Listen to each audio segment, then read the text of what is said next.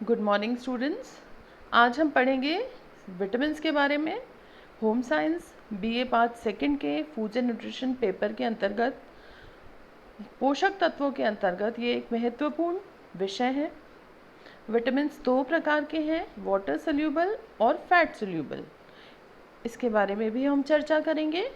आज का ये लेक्चर जिसके ऊपर केंद्रित है वो है वाटर सोल्यूबल विटामिन्स, यानी कि जल में घुलनशील विटामिन्स।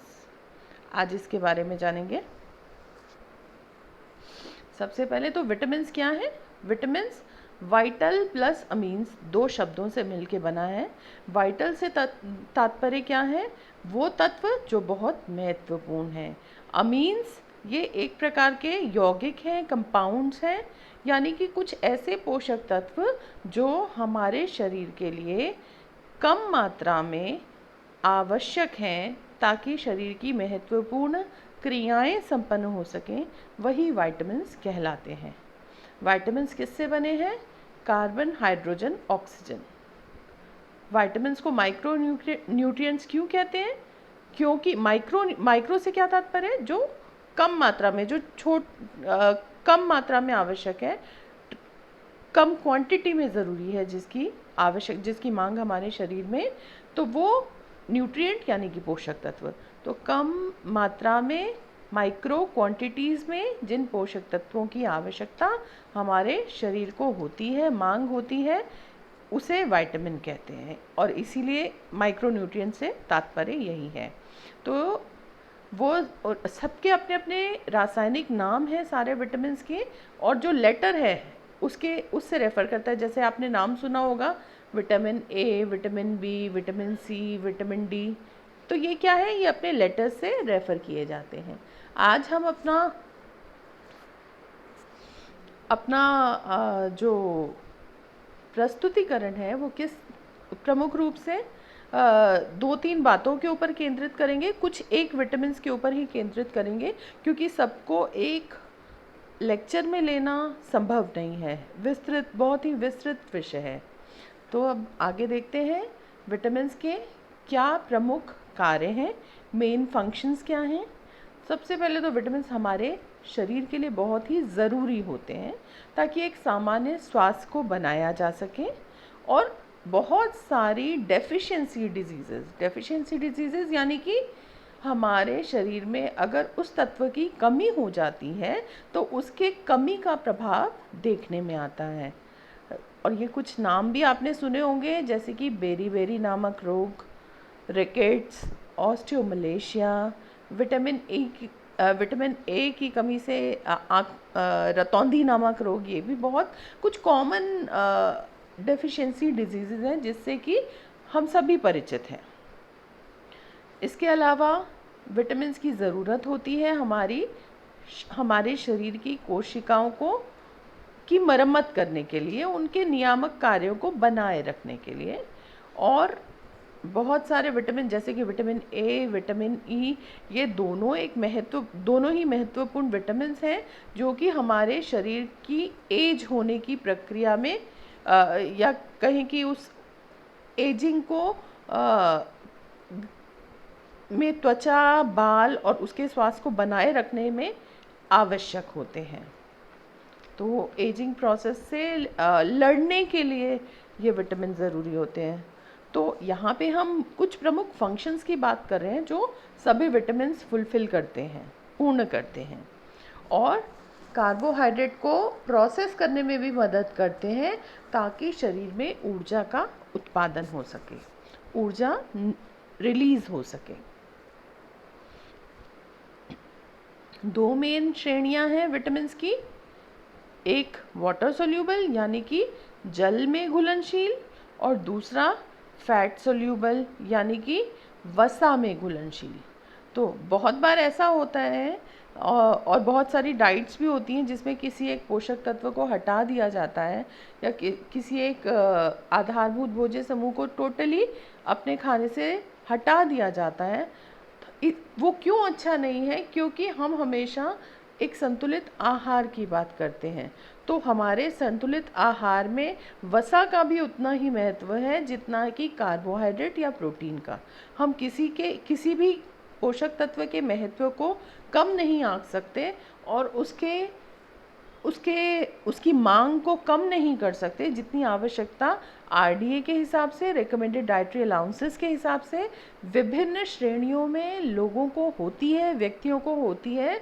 उस आवश्यकता, उस मांग की पूर्ति करना आहार के माध्यम से ज़रूरी है। तो जब हम फैट सोल्यूबल यानी कि वसा में घुलनशील विटामिन की बात कर रहे हैं तो उस स्थिति में इन विटामिन्स को अवशोषण के लिए और शरीर के द्वारा उपयोग किए जाने के लिए ये ज़रूरी होता है कि शरीर में वसा उपलब्ध हो।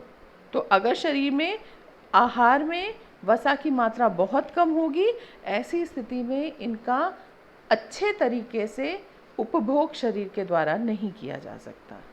तो चयापचय के लिए, मेटाबॉलिज्म के लिए, एब्जॉर्प्शन के लिए यानी कि अवशोषण के लिए वसा भी ज़रूरी है, जल भी ज़रूरी है। तो आज हम जिन विटामिन्स के बारे में चर्चा करेंगे वो है वाटर सोल्यूबल विटामिन्स यानी कि जल में घुलनशील विटामिन, जिसके श्रेणी के अंतर्गत दो प्रमुख विटामिन आ जाते हैं, विटामिन बी और विटामिन सी।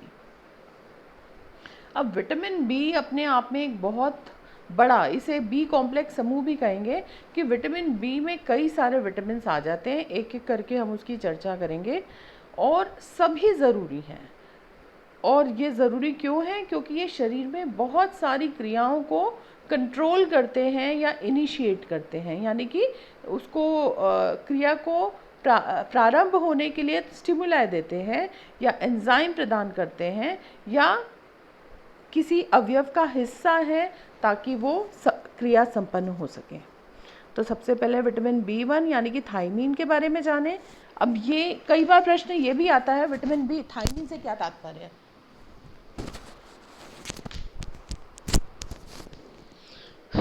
इसीलिए इनका जो नाम है विटामिन्स का उनको भी स्पष्ट किया जा रहा है, क्योंकि बहुत सारे मल्टीपल चॉइस क्वेश्चंस में इससे संबंधित प्रश्न पूछे जा सकते हैं। तो सबसे पहले विटामिन B1 या थायमीन देखें, इसके कार्यों को देखें कि क्यों ये महत्वपूर्ण है कि ये कार्बोहाइड्रेट में से जो ऊर्जा रिलीज होने का काम है उसके लिए विटामिन B1 की उपस्थिति आवश्यक है। और एक सामान्य भूख के लिए, एक अच्छे स्वास्थ्य के लिए विटामिन B1 आवश्यक है। और साथ ही साथ नर्वस सिस्टम जो है यानी कि मस्तिष्क की सामान्य कार्यप्रणाली, जो मस्तिष्क के अंग हैं विभिन्न, उसके सामान्य स्वास्थ्य के लिए नर्व सेल्स, जो नर्व कोशिकाएं होती हैं, नाड़ी संस्थान की कोशिकाएं हैं, उनके सही क्रिया करने के लिए भी इसकी उपस्थिति आवश्यक है। एक सामान्य व्यक्ति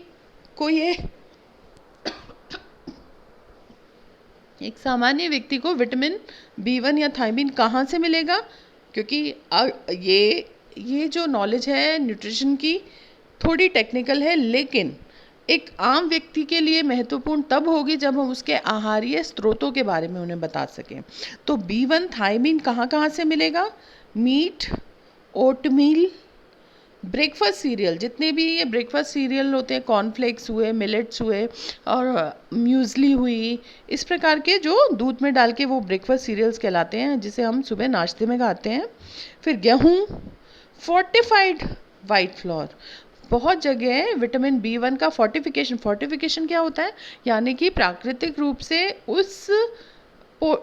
उस पदार्थ में, उस खाद्य पदार्थ में वो विटामिन उपलब्ध नहीं है, लेकिन उसको क्रिया के द्वारा डाल दिया जाता है, उसे ऐड कर दिया जाता है, उसका वैल्यू एडिशन कर दिया जाता है, तो उसे फोर्टिफिकेशन कहते हैं। तो जो मैदे में भी मैदा, फोर्टिफाइड मैदा या फोर्टिफाइड आटे के रूप में मिलता है, जिसमें कि B1 उसके अंदर डाला जाता है। बिल्कुल उसी प्रकार से फोर्टिफिकेशन को हम समझ सकते हैं, जैसे कि नमक में आयोडीन का फोर्टिफिकेशन किया जाता है, जिसे हम आयोडाइज्ड नमक के नाम से जानते हैं। इसके अलावा थायमीन कहाँ से मिल रहा है? दूध से, अंडे से, सब्जियों से। तो ये हुआ विटामिन B1 या थायमीन। अब B1 की कमी हो जाए, अगर हम आवश्यकता के हिसाब से इसका इनटेक नहीं लें तो क्या होगा कि एक तो थकावट हो जाएगी, तनाव हो जाएगा, चिड़चिड़ा हो जाएगा व्यक्ति, और एक कॉमन डिजीज़ बेरी नाम की डिजीज़ जो कि हमारे नर्वस सिस्टम से संबंधित है वो हो जाएगी। अब ये अपने आप में भी एक विस्तृत टॉपिक है, इसके अंतर्गत हम इसे सम्मिलित नहीं कर सकते, तो कुछ ब्रीफली इन चीज़ों के बारे में, ताकि हर विटामिन के बारे में एक आधारभूत जानकारी आपको हो जाए, इस उद्देश्य से ये स्लाइड्स बनाई गई हैं। तो ये विटामिन B1 थायमीन हुआ। दूसरा विटामिन आ जाता है विटामिन B2 यानी कि राइबोफ्लेविन। ये इसका नाम है जिसे ये जाना जाता है, B2 या राइबोफ्लेविन। इसके क्या क्या कार्य हैं, ये भी बिल्कुल उसी प्रकार से जैसे B1 हमें हेल्प कर रहा था कार्बोहाइड्रेट के मेटाबॉलिज्म में, बिल्कुल उसी प्रकार से ये कार्बोहाइड्रेट, प्रोटीन और वसा, इन तीनों के चयापचय में मदद करेगा, मेटाबॉलिज्म में हेल्प करेगा विटामिन B2। इसके अलावा ये हमारे शरीर के ऊतकों के रिपेयर का काम, उसकी वृद्धि का काम, उसके विकास का कार्य करता है, जिसकी वजह से हमारी त्वचा के स्वास्थ्य के ऊपर, आँखों के स्वास्थ्य के ऊपर पॉजिटिव असर होता है। इसके अलावा बहुत सारे स्रोत हैं जिनसे कि विटामिन B2 या राइबोफ्लेविन मिल सकता है। तो इसको हम समझ सकते हैं कि ये एक सामान्य शारीरिक वृद्धि के लिए एक आवश्यक विटामिन है, विटामिन B2। और ये हमें कहाँ से मिलेगा? दूध, चीज़, एग्स, अंडे, यीस्ट जो ब्रेड में डलता है फर्मेंटेशन के लिए, और हरी सब्जियाँ। ऑफेल एक प्रकार की ये यहाँ भारत में नहीं पाया जाता, अपने पास नहीं है। ऑफेल बहुत सारी कैटेगरीज हैं, अलग अलग चीज़ें हैं, उसके अंतर्गत ये वेजिटेबल्स के अंतर्गत कह सकते हैं, या प्रोसेस्ड फूड्स के अंतर्गत ये आ जाता है। राइबोफ्लेविन की कमी का क्या प्रभाव देखने में आएगा? कमी के प्रभाव को हम डेफिशिएंसी डिजीज़ के रूप में समझ सकते हैं। डेफिशिएंसी यानी उस चीज़ की कमी का क्या असर हो रहा है। तो भूख कम हो जाती है, फिर जीभ के ऊपर सूजन आ जाती है, लिप्स क्रैक होते हैं, कॉर्नर्स होठों के किनारों के ऊपर आई में इन्फेक्शन हो जाता है। ये कुछ मेजर कमी का प्रभाव शरीर में B2 से देखने में आता है। विटामिन B3 यानी कि निएसिन जो कि मीट में, यीस्ट एक्सट्रैक्ट में, यीस्ट में ब्रैन क्या होता है? जितने भी हम ग्रेन्स खाते हैं, गेहूँ है, चावल है, ज्वार है, बाजरा है, तो उसका जो बाहरी आवरण है, जो फाइबर रेशे युक्त हिस्सा होता है, वो ब्रैन कहलाता है। तो इसीलिए हम कहते हैं कि जब गेहूं का हम उपभोग करें तो उसको बिना छाने यूज़ करना चाहिए, मतलब जो उसका चोकर होता है उसको यूज़ करना चाहिए आटे के साथ ही, ताकि क्योंकि उसमें फाइबर होता है और उसमें आवश्यक पदार्थ होते हैं जो उसे पचाने में मदद करते हैं। तो आटे में होता है, दालों में होता है, और ड्राई फ्रूट्स में होता है। ये भी मुख्य रूप से कार्बोहाइड्रेट, प्रोटीन और वसा के चयापचय में, मेटाबॉलिज्म में आवश्यक होता है, और मस्तिष्क की सामान्य तंत्र की कार्य प्रणाली के लिए भी आवश्यक होता है। इसकी कमी का, विटामिन B3, नियासिन की कमी का क्या प्रभाव देखने में आता है? व्यक्ति चिड़चिड़ा हो जाता है, थकान हो जाता है, तनाव, डिप्रेशन, बेरी नामक डिजीज़ हो जाती है। विटामिन B9 या फॉलिक एसिड एक कॉमन नाम है इसका, जिसे हम जानते हैं। इसके क्या क्या कार्य हैं? एक तो ये रेड ब्लड कार्पसूल्स यानी कि लाल रक्त कणिकाओं के निर्माण में ज़रूरी होता है। अगर फोलिक एसिड की कमी होगी तो उससे भी रक्त अल्पता या अनीमिया हो सकता है।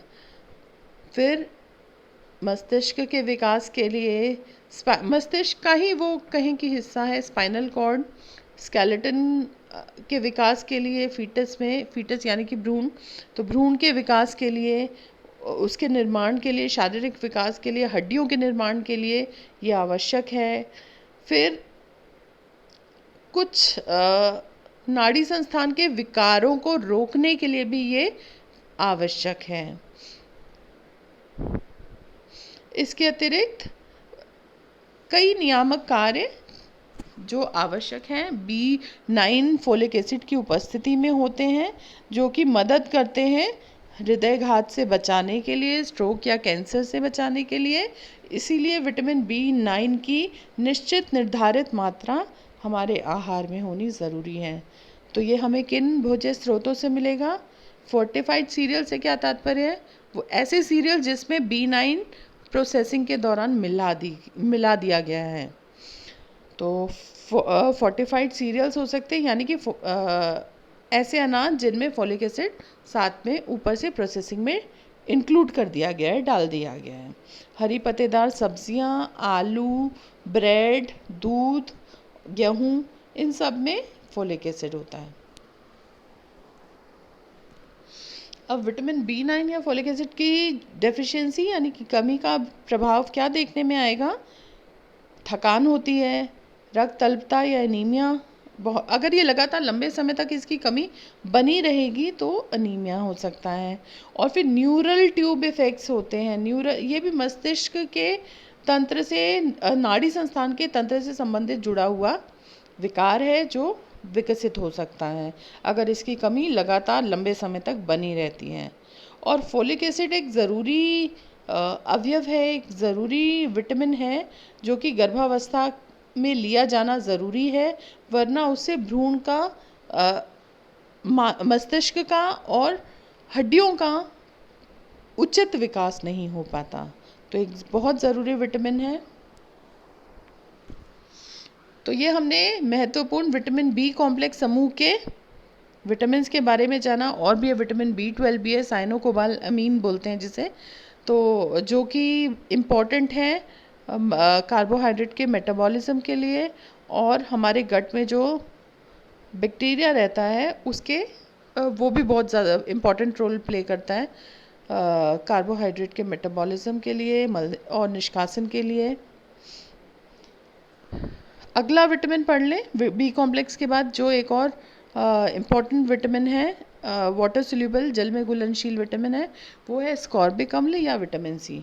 एस्कॉर्बिक अम्ल आप सबने जाना होगा, जितने भी खट्टे फल हैं उनमें विटामिन सी प्रचुर मात्रा में होता है। और ये क्या महत्वपूर्ण काम करता है? हमारे शरीर की रोग प्रतिरोधक क्षमता में वृद्धि करता है। और मतलब अगर शरीर में इम्यूनिटी बढ़ानी है तो विटामिन सी का अधिक इनटेक होना चाहिए।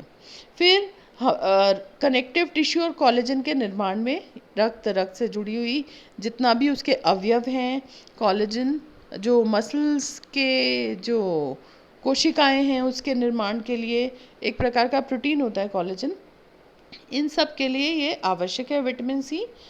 आयरन के अवशोषण के लिए भी ज़रूरी है, क्योंकि कई ऐसे होते हैं विटामिन्स या मिनरल्स जो कि सीधे सीधे नहीं होते आवश्यक हमारे शरीर के लिए, लेकिन किसी प्रीकर्सर के रूप में, पूर्ववर्ती के रूप में वो ज़रूरी हो सकते हैं, या उनकी उपस्थिति में ही कोई क्रिया संपन्न होती है इसीलिए वो ज़रूरी हो सकते हैं।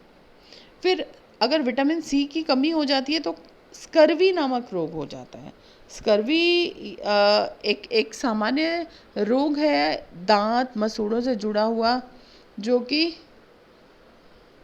कि विटामिन सी की अगर कमी बनी रहे तो लंबे समय तक कमी बनी रहे तो ये रोग के लक्षण देखने में आते हैं, जिसमें कि मसूड़े कमज़ोर हो जाते हैं, दांत कमज़ोर हो जाते हैं, मसूड़ों में से खून आने लगता है। तो मुख्य रूप से जो डेंटल हेल्थ है वो अच्छी नहीं होती।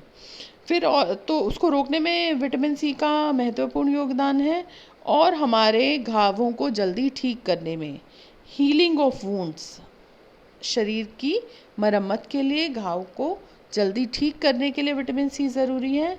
और एक एंटीऑक्सीडेंट की तरह काम करता है, और शरीर के ऊपर जो बैड कोलेस्ट्रॉल, जो खराब कोलेस्ट्रॉल का असर होता है उसको कम करता है। विटामिन सी किस किस में होता है? ब्लैक करंट एक प्रकार का फ्रूट, रोज हिप्स, ग्रीन पेपर यानी कि जो हरी वाली शिमला मिर्ची है, जितने भी खट्टे या हरे रंग की चीज़ें होंगी उसके अंदर विटामिन सी होगा। अब जैसे मौसमी हुआ, कीवी हुआ, जितने भी रसीले फल हैं वो इसके अंतर्गत, उसमें विटामिन सी प्रचुर मात्रा में होगा। ऑरेंज, किन्नू, माल्टा और सारे फल, फिर स्ट्रॉबेरी, पालक, पत्ता गोभी, ब्रोकली, ये भी एक प्रकार की सब्जी है, इसमें भी विटामिन सी अच्छी मात्रा में पाया जाता है।